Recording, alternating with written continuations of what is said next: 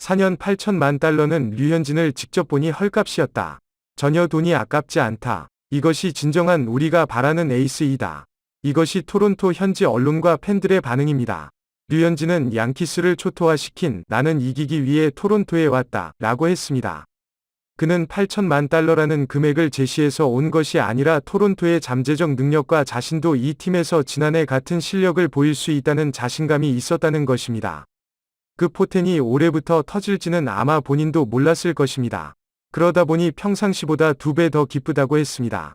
류현진의 연봉은 2천만 달러입니다. 하나로 약 240억 원 정도이죠.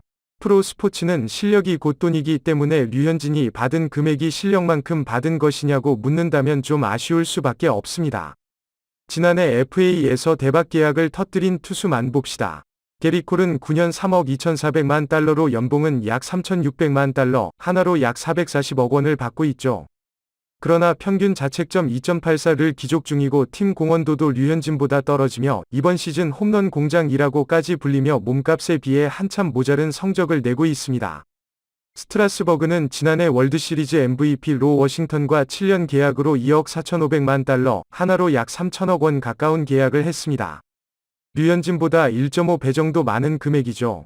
그러나 이번 시즌 이 경기 등판에 5이닝 5실점하고 수술하겠다고 시즌 아웃되었습니다. 범가너는 5년 8,500만 달러로 연봉 총액에서는 류현진보다 높은 계약으로 애리조나로 갔습니다. 그런데 승리에는 단 하나도 없고 4패의 평균 자책점은 7.36을 기록하며 먹튀로 전락했습니다. 잭 필러는 5년 1억 1,800만 달러의 필라델피아와 계약을 했고 4승 1패, 평균 자책점 2.67로 그나마 류현진과 비슷한 성적을 내고 있습니다.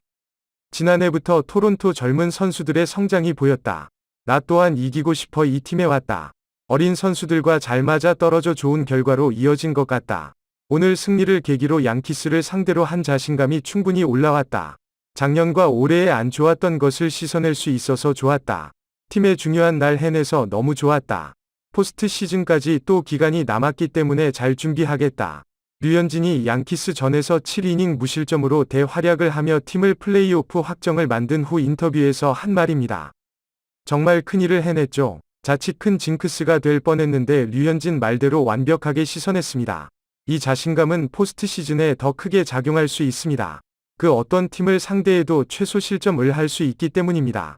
플레이오프 때는 무조건 커맨드의 전력 투구로 승부할 거기 때문에 오직 체력만이 관건이 될 것입니다.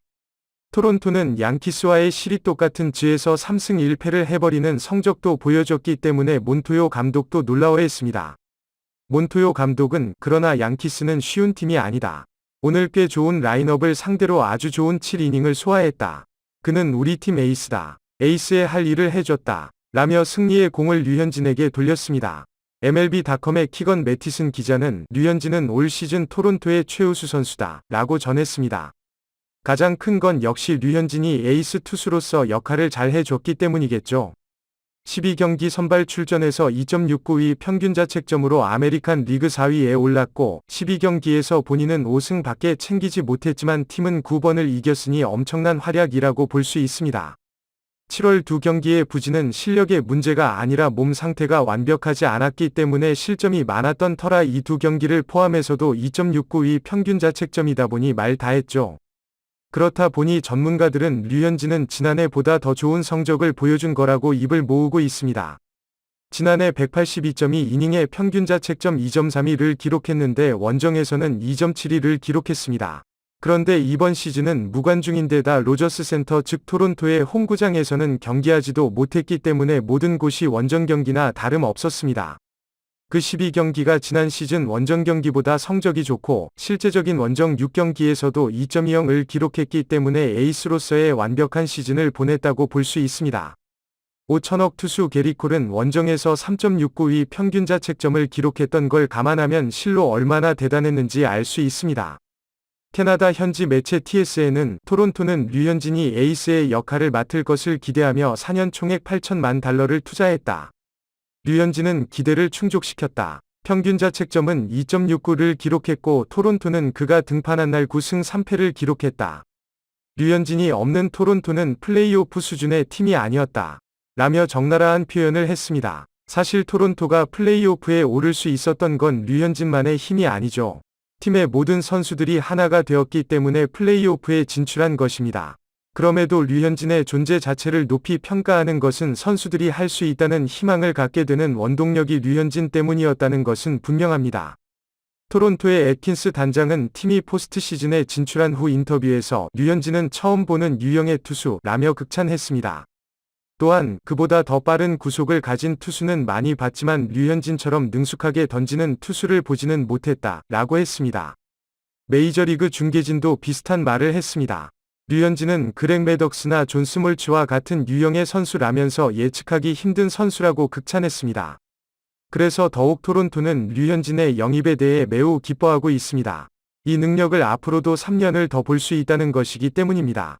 몬토요 감독은 류현진의 몸 상태를 감안해서 플레이오프 1차전에 나설지 2차전에 나설지 아직 결정하지는 않았지만 플레이오프에 대해서는 너무 큰 기대를 하고 있지는 않은 것 같습니다. 선수들에게도 여기까지 온 것만도 정말 잘했으니 즐기라고 주문을 했으니 말입니다.